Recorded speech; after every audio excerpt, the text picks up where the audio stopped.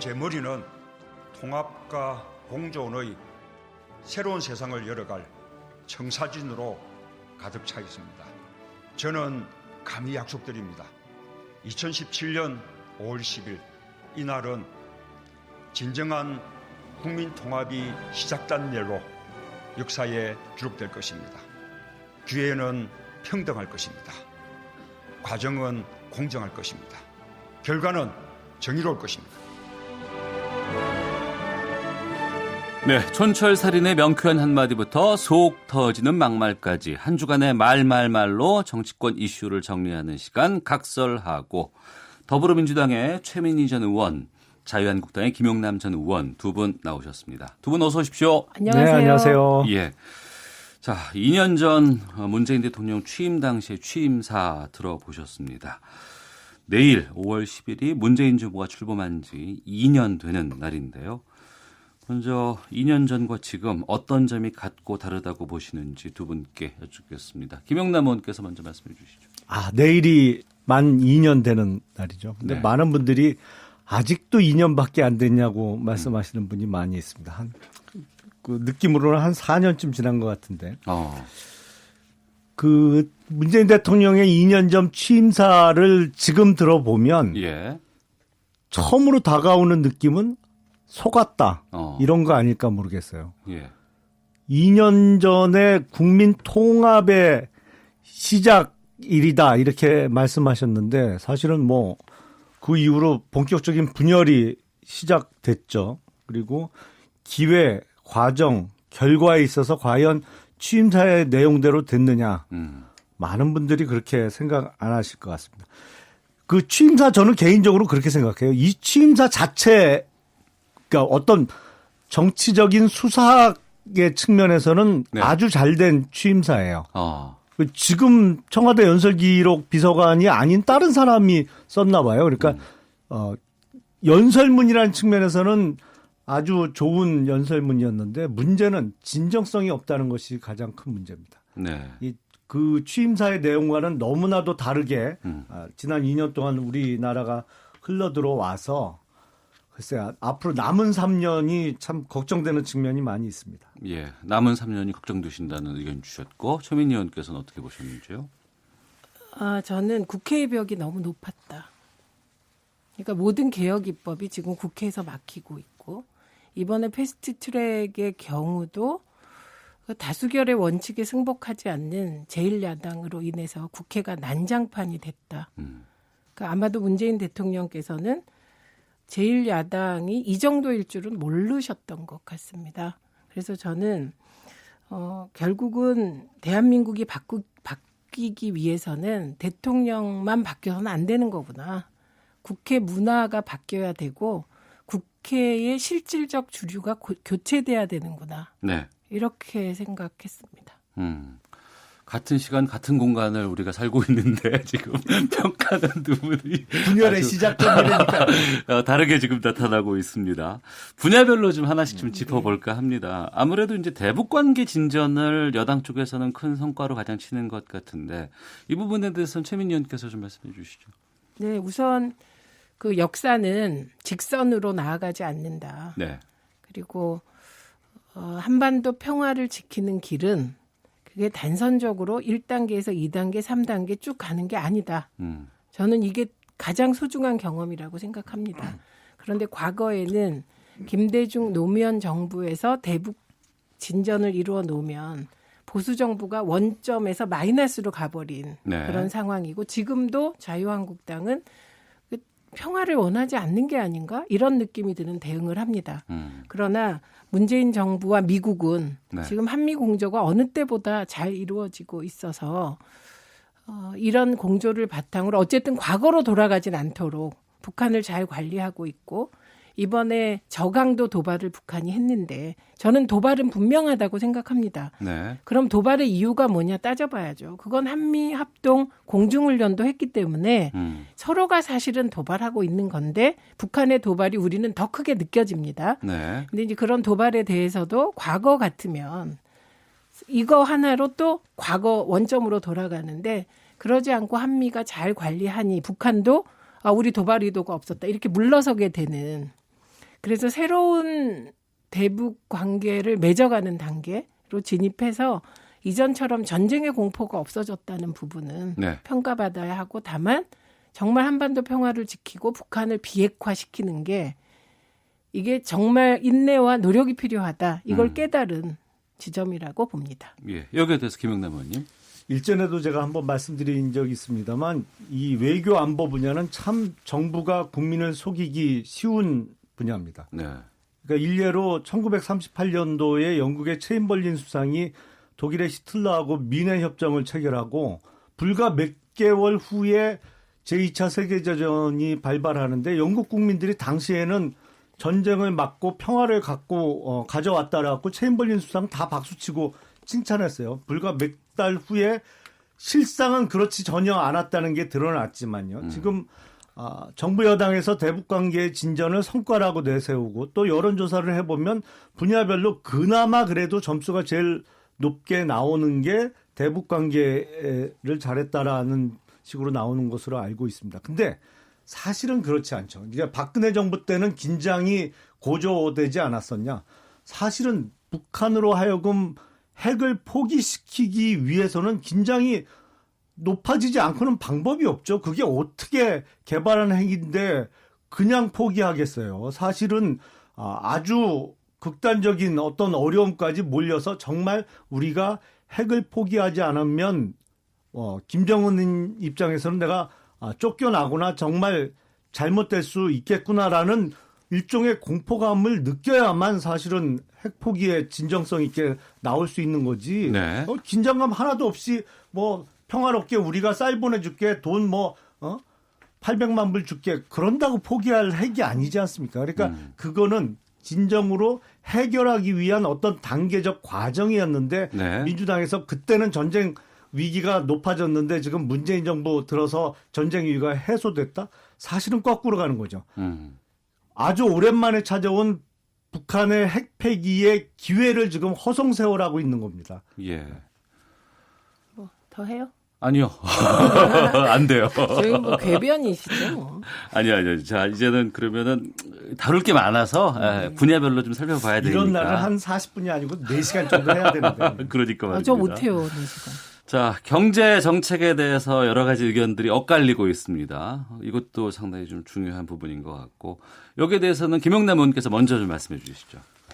여론조사를 해봐도 가장 평가가 안 좋은 분야가 역시 경제 분야입니다. 왜냐하면 경제 분야는 국민들이 피부로 느끼거든요. 안 좋아지는 게. 그러다 보니까 이거는 국민을 속이기 가장 어려운 분야이기 때문에 평가가 어떻게 보면 더 정확하게 나오고 있습니다. 가장 큰 문제는 우리가 어떤 외부적인 충격 없이 그러니까 1997년도에 IMF 그건 외환 관리를 잘못한 측면이 있고요. 2008년도에 금융위기는 미국의 서브프라임 모기지 때문에 발생했죠. 그런 외부적인 큰 충격 없이 우리나라 자체의 경제 구조적인 문제가 커지면서 지금 경기가 안 좋아지고 있다는 게 심각합니다. 왜냐하면 우리나라 경제가 전형적인 고비용 저효율 구조로 가고 있거든요. 그러니까 뭐 최저임금 인상뿐만 아니라 우리 경제의 가장 큰 장점은 사실은 속도에 있었습니다. 이게 건설 분야뿐만 아니라 제조업 분야에서도 뭐 연장 근로를 더 해서라도 어떻게든 납기를 맞추고 수출 상품을 선적하는데 우리 경제에 장점이 있었는데 이런 장점이 다 없어지고 있거든요. 네. 그러니까 이게 가장 큰 문제예요. 최근에 환율도 많이 올랐습니다만 외부적 충격은 그 시기만 잘 넘기면 돼요. 근데 지금 문재인 정부 들어서서 이렇게 계속 잘못된 경제 정책을 고집하면서 우리나라 경제 구조가 망가지는 것은 나중에도 참 수습하기가 어렵습니다. 예. 그러니까 뭐 앞으로 이제 만 3년 후에는 새로운 대통령이 취임하겠습니다만 어느 분이 다음 차기 대통령이 되실지 큰 짐을 안고 출발할 수밖에 없는 상황 아닌가 싶습니다. 최민희 의원님. 예, 우선 IMF나 2008년 금융위기가 아프긴 아프죠. 왜냐하면 IMF는 김영삼 정부의 무능한 대응 때문에 IMF까지 불러왔고 가혹한 조건으로 한국 경제가 강제적으로 재편됐습니다. 지금 우리가 앓고 있는 한국 경제에 국민들이 겪는 아픔은 그때 다 잉태됐습니다. 사실은 비정규직, 그게 노동유연화의 이름으로 들어왔고 우리 사회가 무방비 상태고 김영삼 정부가 준비를 하나도 안 했던 거고 2008년 금융위기는 자본주의 자체에 대한 문제 제기입니다. 그래서 거기서 우리가 배워야 되는 교훈은 이제 더 이상 기업에 몰아주고 기업의 낙수일원으로 국민이 먹고 사는 시대는 지났다는 교훈을 그때 이미 배운 겁니다. 근데 그것을 배우지 못하면 저는 뭐 보수 쪽엔 기회가 안 올 거라고 생각을 하고 예. 그다음에 제 총평은 만약에 보수 정권이 계속 유지됐다면 양극화가 너무 심해져서 그 갈등으로 우리 사회가 폭발했을 거다. 이렇게 봅니다. 그리고 지금 이제 해결해야 될 가장 큰 문제가 이제 4차 산업혁명도 오고 있는데 문제는 기업이 투자를 해서 무엇인가를 해도 일자리가 안 늘어난다는 겁니다. 우리나라의 자동화율이 세계 최고거든요. 네. 그럼 일자리를 어디서 만들 건가? 그래서 이 부분에 대해서 저는 오히려 자유한국당이 답해야 된다고 봅니다. 왜냐하면 지금 그 법안을 이렇게 보니까 규제 완화의 수준이 자유한국당이나 민주당이나 별 차이가 없습니다. 예. 혁신 성장을 위한 규제 완화 부분은. 그런데 그러면 이게 다 투자를 유치하기 위한 거잖아요. 네. 근데 지금까지 대기업이 투자를 하고 이번에 삼성이 왜 비메모리 반도체에 130조 정도 투자한다고 하잖아요. 네. 공장 하나 짓는 데만 23조인가가 들더라고요. 하드웨어. 일자리는 자동화로 인해서 줄고. 예. 그럼 나머지 일자리는 어디서 만들 것인가? 이거는 문재인 정부의 과제뿐만이 아니고 대한민국의 과제입니다. 네. 그래서 저는 지금 오히려 과거에 대기업 중심의 성장 그리고 불공정 행위를 눈감아주고 이거에서 벗어나야 되는 거다. 대한민국이. 네. 예, 이렇게 보고 있습니다. 예, 두 분의 진단이 상당히 좀 다른데요. 자, 최민희 전 의원, 김용남 전 의원과 함께하고 있는 각설하고 영상으로도 보실 수 있습니다. 유튜브에서 KBS 1라디오 검색하시면 두 분의 치열한 토론 영상으로 김민희 확인하실 수 있습니다. 김민희 씨는 영화 배우 아닌가요? 그러니까 저보고 김민희라고 부르는 분 많으세요. 닮아서? 아니 똑순이. 유튜브 예. 아이고, 이거 어디까지 가나, 이게 갑자기. 김용남 의원께서 이 일자리 문제에 대해서 진단 좀 해보시죠. 예. 자, 사실은 제조업 분야보다 서비스 산업이 일자리를 많이 만들 수 있죠. 그래서 지난 정부부터 자유한국당의 전신인 새누리당이 적극 주장한 게 서비스 산업 발전 기본법인데 민주당에서 극렬히 반대해갖고 아직까지도 통과가 안 되고 있습니다. 근데 뭐 법안 하나의 문제가 아니고 지금 문재인 정부가 양산하고 있는 소위 공공 분야의 일자리는 가짜 일자리예요. 진정한 일자리는 민간 분야 기업에서 나올 수밖에 없습니다. 근데 지금 문재인 정부 들어서 계속되는 잘못된 경제 정책 때문에 문제는 우리나라에서 제조업하는 분들은 우리는 언제 공장 뜯어서 베트남으로 이전하나 뭐 이거 걱정하고 있고 우리나라에서 IT에 근무하는 분들은 우리도 빨리 남들처럼 지금 싱가포르로 옮겨가야겠다. 전부 이 생각하고 있거든요. 그러니까 일자리가 나올 수가 없어요, 기본적으로. 이게 뭐 임금뿐만 아니라 사실은 그 어떤 기업에 대한 규제 그리고 기업을 하여튼 지금 속된 표현으로 찍히면 죽거든요. 이게 찍히면 죽는단 말이에요. 기업이 뭐 하나 뭐 오너의 갑질이 됐든 뭐가 됐든 하나 하면 이게 뭐 소위 탈탈 털려서 잘못된다. 이런 일종의 두려움이 있기 때문에 이게 새로운 투자가 안 이루어지는 거예요. 그러니까 일자리가 안 생기죠, 사실은. 근데 이게 지금 우리나라 경제 지금 뭐 빈 상가가 늘어나는 것뿐만 아니라 인천의 남동공단 또 창원 뭐 울산 거제 다 난립니다만 공단이 비어가고 있는 게 큰 문제입니다. 제조업이 서비스 산업만큼 일자리를 많이 만들지는 못하지만 제조업도 분명히 일자리를 만드는 건 틀림없는 사실이거든요. 전 공전 자동화는 되는 나라가 없어요. 그 일론 머스크가 그거 테슬라에서 저 사람 안 쓰고 한다고 그랬다가 포기하고 다시 사람 써서 자동차 만들고 있거든요. 제조업도 일자리를 충분히 만듭니다. 당연하죠. 그런데 과거에 비해서 제조업이 투자 대비 일자리 느는 그 양이 확 줄었다. 이 말씀을 드리는 거고 네. 일단 몇 가지 좀 착종이 있어서 바로 잡겠습니다. 우선 서비스 산업을 육성하기 위해서 한미 FTA까지 한 분은 노무현 대통령이시죠. 이미 참여정부 때 서비스 산업이 제조업에 비해서 일자리 육성이 더 많다는 걸 인지했고 사실 그때 노무현 대통령께서 FTA를 추진한 이유가 서비스 산업을 개방해서 일자리를 늘려보자는 취지가 가장 컸기 때문에 이거 바로 잡고요. 그리고 외국으로 지금 떠난다 아니죠. 이게 이제 그 보수 언론 찾아보시면 DJ 정부 그리고 김영삼 정부 말부터 이런 기사가 나오기 시작했습니다. 그리고 이미 일부는 외국으로 공장이 나갔다가 그 국내 여건이 안 좋아져서 처음엔 중국으로 그다음에 동남아시아로 베트남으로 네. 이렇게 가고 있는 것이죠. 그러니까 그게 문재인 정부 들어서 생긴 것처럼 말씀하시는 건 곤란하고요. 그다음에 그렇게 말씀하시면 비즈니스 플랜드리를 외치고 법인세를 감면했던 이명박 정부 때 어땠냐. 그때 경제 성장률이 2%대였습니다. 세계 경제는 그때 3% 되었어요. 그때 금융 위기가 왔잖아요. 아니요. 금융위기는 2008년도에. 그렇게 말씀하시면 또 자가당착인 게 금융위기 1년 만에 극복했다고 2009년에 이명박 대통령이 선언하셨거든요. 그러니까 2009년 이후에도 2%밖에 안 됐습니다. 그리고 이건 박근혜 정부 때도 마찬가지예요. 그러니까 지금 제가 네. 주장하는 것은 예. 지금 경제가 막 좋다. 이 얘기를 하는 게 아니라 우리의 경제 위기라는 것은 네. 2년 만에 나빠지고 이게 아니고 경제가 좋아져도 그것은 이전 정부가 잘해놓은 것을 바탕으로 좋아지는 거기 때문에 네. 비즈니스 플랜들이 100번 얘기해도 안 된다. 근본적인 대책이 필요해서 저는 문재인 정부가 가장 잘한 경제 정책이 뭐라고 생각하냐. 광주형 일자리라고 생각합니다. 네. 그래서 그 광주형 일자리는 사회적 대타협 모델로 그러니까 현대가 광주에 강제로 공장을 짓게 만들고 일자리를 늘리게 만드는데 거기에 지자체와 정부가 참여하는 모델인데 네. 이것이 전국적으로 확대된다면 이건 하나의 모델이 되겠다. 그래서 지금은 이런 그 대안적인 생각을 하고 네. 이 정책을 해보자. 이렇게 자유한국당이 주장한다면 네, 좋을 것 같아요. 알겠습니다. 파라나사사님, 인천에 살고 있는 60대 화물기사입니다.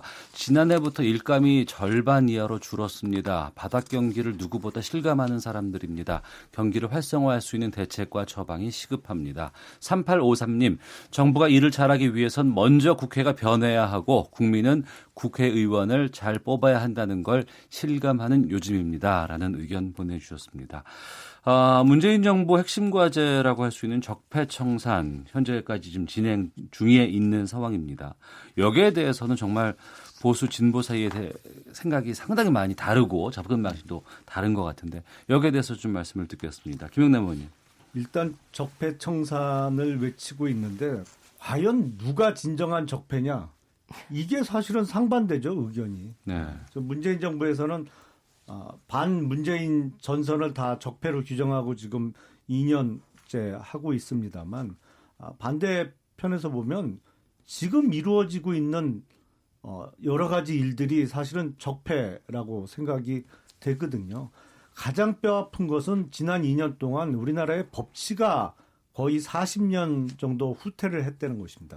법치가 무너졌어요. 왜냐하면 소위 서울중앙지검의 적폐수사팀 2차장 산하, 3차장 산하에 꾸려져 있습니다만 여기서 이루어지는 수사가 검사 출신이 아니고 사실은 개인적인 자리에서 만나보면 현직 검사장들도 야 그게 법리상 가능하냐? 이렇게 의문을 제기할 정도로 무리한 법 적용, 무리한 수사가 계속되고 있습니다. 네.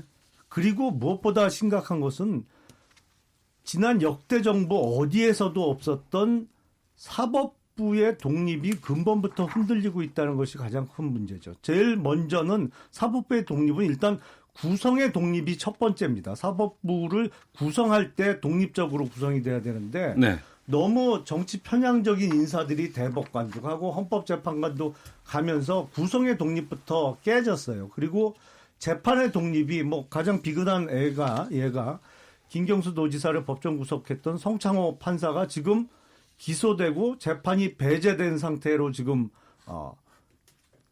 아무 일도 못하고 있죠. 사실은 서울 동부지방법원으로 발령이 나서 거기서 뭐 하냐니까 자기 사건 뭐 의견서 쓰는 게 할 수 있는 일의 전부라고 그러더라고요. 그러니까 마무리해 어떻게 주시고요. 보면 반대편 판사들에 대한 위협이죠. 그래서 적폐청산이라는 이름으로 지금 우리나라 법치가 무너진 게 가장 심각합니다. 예, 최민희 의원 우선 드리겠습니다. 예. 문재인 정부가 적폐청산을 시작한 게 아니지요.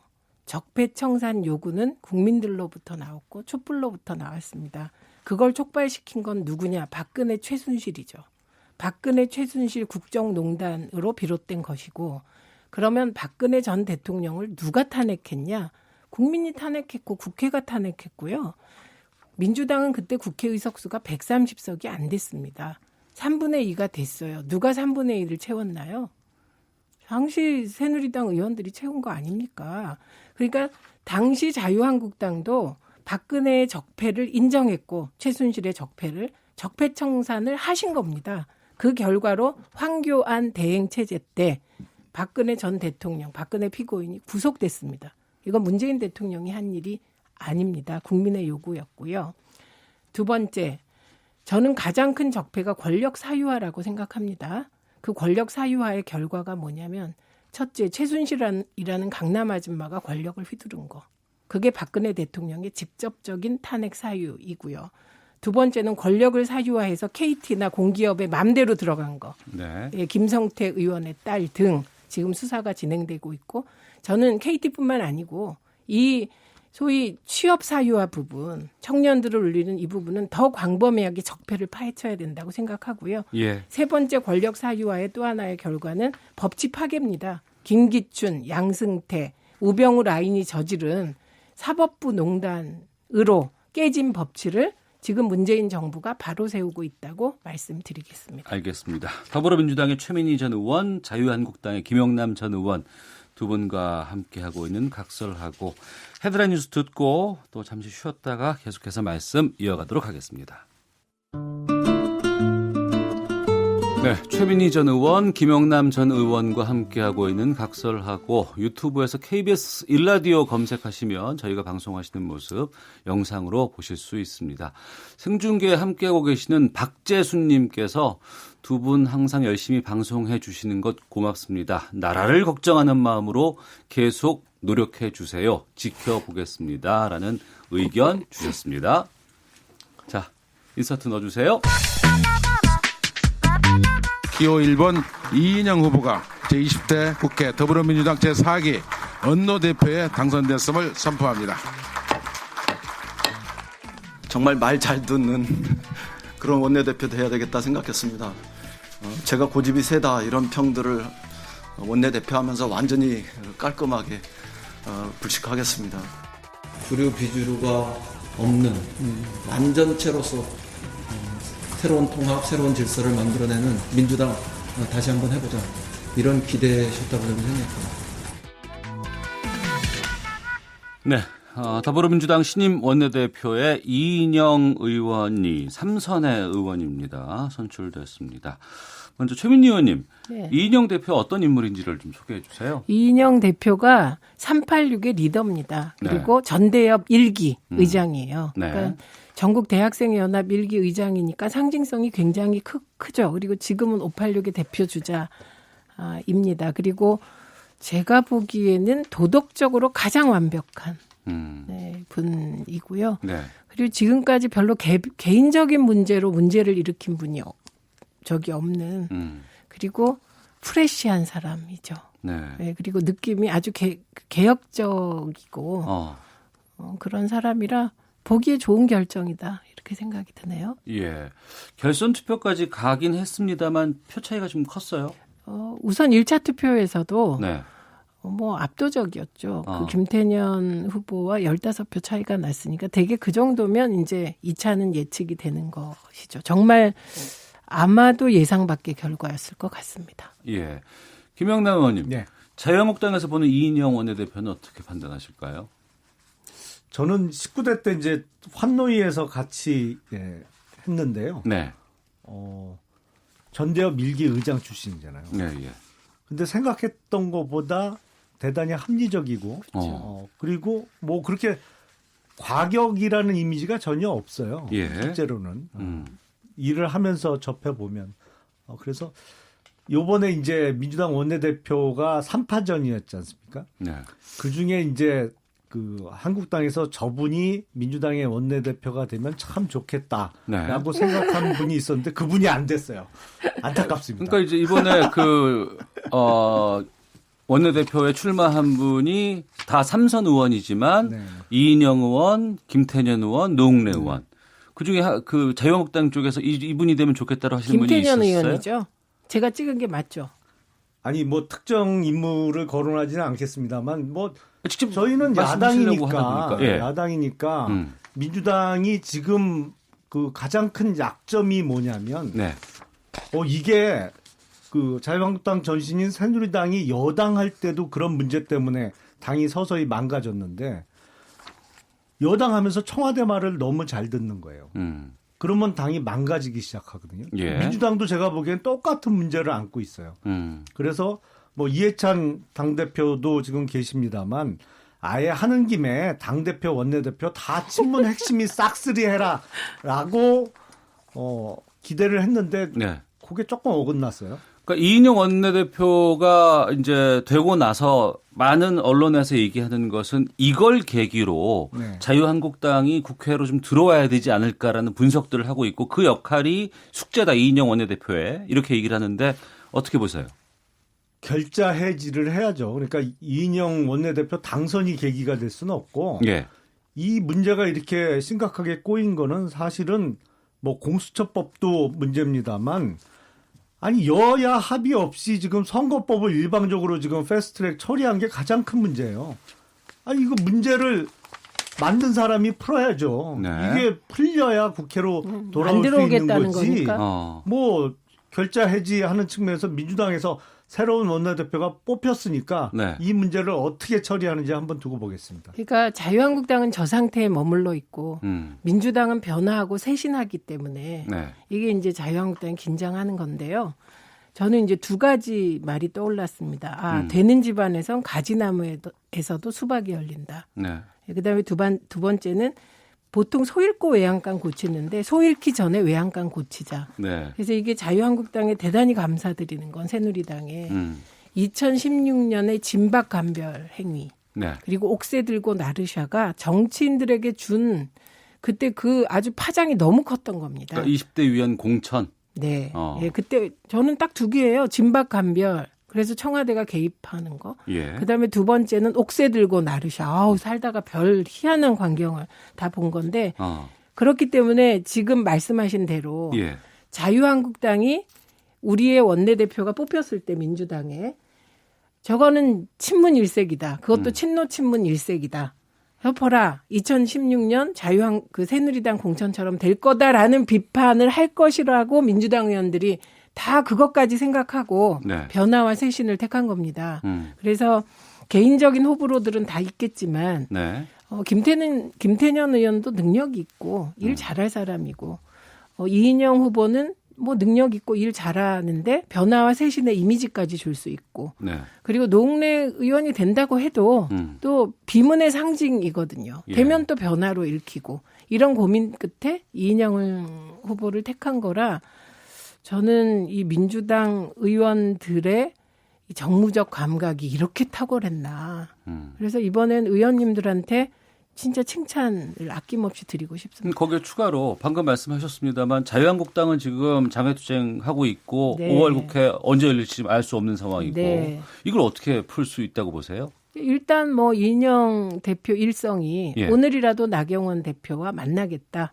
뭐 어떻게 풀어나가겠죠. 근데 중요한 거는 그 패스트 트랙의 직무유기를 오랫동안 나경원 대표가 해놓고 지난 12월 15일 이후로 네. 그리고 사개특위 위원도 안 뽑아서 지연시키고 이래놓고 지금 딴소리 하시면 안 되고 그리고 이럴 때는 민주당이 이렇게 변화와 쇄신하는데 자유한국당 계속 장애 집회 고집하시면 뭐 그거는 뭐 국민들께서 어떻게 보실까요? 그러니까 민주당은 지금 예상 외의 결과를 낸 거잖아요. 네. 그래서 국민들이 이렇게 했는데 자유한국당 계속 장애 집회하면 뭐 똑같네 이렇게 생각하지 않을까요? 그리고 여론조사에서도 이게 나오고 있기 때문에 그리고 패스트트랙 들어와서 논의하는 게 더 나아요. 2008년 민주당이 미디어법 참패하고 완전 이명박 정부 생각대로 종편 생기고 그러면서 언론이 정말 난장판 됐거든요. 그래서 나중에 가장 잘못한 일로 전병헌 전 원내대표가 그때 들어가서 협상 안 하고 네. 완전하게 그 MB 뜻대로 미디어법이 된 거, 미디어법 날치기 된 게 되게 잘못한 거라고 몇 번을 알겠습니다. 반성하셨거든요. 예. 아무리 KBS 와서 저 방송하지만 종편 생겨서 난장판 됐다고 그러시면 안 되죠. 그거 뭐 너무 티나잖아요. 네, 저의 의견입니다. 예, 예. 자유한국당 얘기를 좀 해보겠습니다. 지금 밖에서 민생투쟁 중인 상황이잖아요. 네. 근데 당내에서 지금 욕설 논란이 또 생겼습니다. 사무처 노조와 당 사무총장인 한선교 의원 간의 공방. 좀, 얘기를 많이 좀 들어보셨을 것 같은데, 뭐가 벌어진 일인 거예요, 이게 지금? 사실은 있어서는 안 된 불미스러운 사건이 생긴 거죠. 그러니까 사무총장 주재로 부총장들 그리고 당직자들과 회의를 하다가 네. 뭐 이렇게 조금 마찰이 있었나 봐요. 그래서 이제 욕설이 나왔다는 게 문제의 핵심입니다. 근데 이게 일을 하다 보면 뭐 갈등이 없을 수는 없죠. 근데 이제 그 당을 바라볼 때 최근에 아쉬웠던 거가 몇 가지 있습니다. 첫 번째는 이제 패스트트랙 날치기 합의가 된 다음에 그 한국당에서 왜 광화문에 천막 당사를 치겠다고 했잖아요. 근데 그게 안 됐어요. 그래서 사실은 그걸 미리 준비를 했어야 되고 사실 그 전에 집회 신고도 해놓고 거기서 집회를 하면서 이렇게 뭐 할 수 있는 준비를 해놨어야 되는데 그게 안 돼 있었거든요. 그리고 최근에 이제 그 황교안 대표가 민생 투어를 하면서 부산에서 이제 자갈치 시장에서 이제 시작을 하려고 했는데 휴일에 가신 거잖아요. 딱 갔는데 네. 자갈치 시장이 이제 문을 노는 닫고. 날이었던 네. 거예요. 그게 사전에 체크가 안 된 거죠. 그러면 당의 살림을 꾸리고 있는 사무총장으로서는 정말 화가 날 수밖에 없는 상황이죠. 그거를 실무자가 챙기고 그 부산에 있는 당직자하고 연락을 해서 자갈치 시장이 어느 요일 날 노느냐, 예. 뭐 어느 날 내려갈 건데 문제가 없겠느냐 챙겼어야 되는데 그게 안 됐던 것이거든요.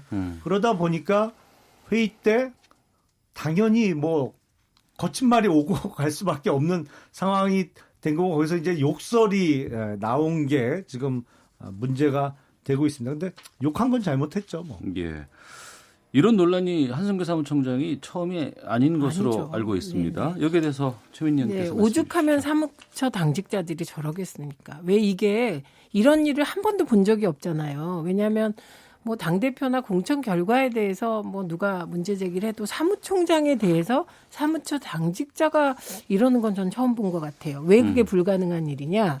사무처 당직자의 인사권을 사무총장이 가지고 있습니다. 네. 그런데 얼마나 문제가 됐으면 그 사무처 당직자들이 성명을 내고 이렇게 공개적으로 움직이냐. 이건 심각한 거고. 그다음에 한성교 사무총장의 갑질이 한두 번이 아니죠. 이거 진짜 갑질입니다. 사무총장의 갑질. 그 멱살 잡은 국회 사무처 직원 멱살 잡은 적도 있고요. 그리고 이건 제가 경험한 19대 때 그 미방위 원장이셨거든요. 그때 그 미방위 회의 때 메시지 걸렸잖아요. 메시지 찍혀가지고. 예, 그리고 그때 음주하지 않았냐는 논란도 있었고 이런 종류의 일이 많았습니다. 근데 결국은 이런 일은 이제 드문 일이지만 터졌다고 칩시다. 더 중요한 게 뭐냐? 어떻게 해결하냐이죠. 네. 근데 황교안 대표가 일성이 5.18 그 망언 의원들 대할 때랑 거의 비슷해요. 이런 건요. 예. 그냥 단호하게 처리를 해줘야 되는 겁니다. 오죽하면 사무처 당직자가 저러겠냐. 알겠습니다. 예, 그런데 그러지 않고 사실을 알아보겠다. 뭐 그러시더라고요. 아니 알아봐야 뭘 처리를 하죠. 자, 마지막 질문 드리고 30초씩만 답변해 주시고 마치도록 하겠습니다. 청와대 10권 3년 차를 이제 맞습니다. 아마 오늘 KBS와 특집 대담 프로그램 대통령에게 묻는다에도 출연을 하는 것으로 알고 있는데요. 새로운 3년 차를 시작하는 현 정부에 바라는 점들, 기대하는 점들, 이것만큼은 고쳤으면 좋겠다는 것들 간단히 말씀해 주세요. 먼저 김영남 의원님부터. 우선 잘못된 거를 인정하고 반성을 해야 됩니다. 그리고 지금 잘못된 정책, 특히 경제 관련 정책은 빨리 소득주도 성장과 같은 거 폐기하고 수정을 해야 됩니다. 분명히 말씀드릴 수 있는 것은 지금과 같이 잘못된 문재인 정부의 경제 정책을 고집하다가는 우리 자식 세대는 부모 세대보다 가난하게 사는 해방 이후에 첫 세대가 될 거는 분명합니다. 네. 그러니까 저는 문재인 정부가 소득주도 성장에 대해서 더 자신감을 갖고 착실하게 해나가기 바랍니다. 이미 소득주도 성장의 효과가 소득 가구, 그중에서 특히 저소득 가구의 그 가구가 소득이 증대함으로써 조금씩 효과가 나타나고 있기 때문에 더 가열차게 확실하게 해나가기 바랍니다. 그리고 자유한국당이 정말 상상을 할 수 없는 수준의 흔들기를 하고 있지만 그럼에도 불구하고 네. 자유한국당 대표들과 만나자는 제안을 해주시기 바랍니다. 예, 더불어민주당의 최민희 전 의원, 자유한국당의 김용남 전 의원과 함께 각설하고 마치도록 하겠습니다. 두 분 말씀 고맙습니다. 감사합니다.